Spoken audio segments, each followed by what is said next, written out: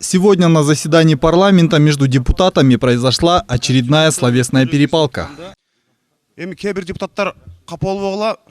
Не обижайтесь. Некоторым депутатам говорят про Ивана, а не про болвана.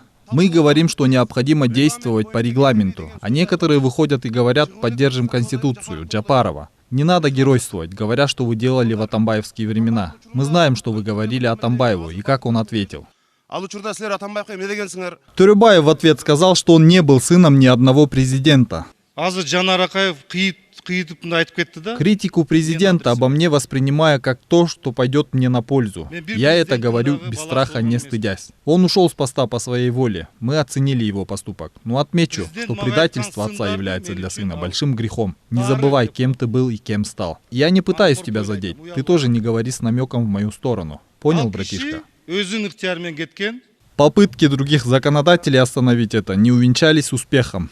Джанар Акаев продолжал кричать с высокой трибуны. На просьбы коллег перейти к повестке дня проигнорировал. Может быть, пора прекращать это? Хватит заниматься популизмом. Джанар Акаев хвастается лишь на словах, а Бакыт Төребаев показывает делами. Он заявил, что популистские высказывания не продвинет дело вперед.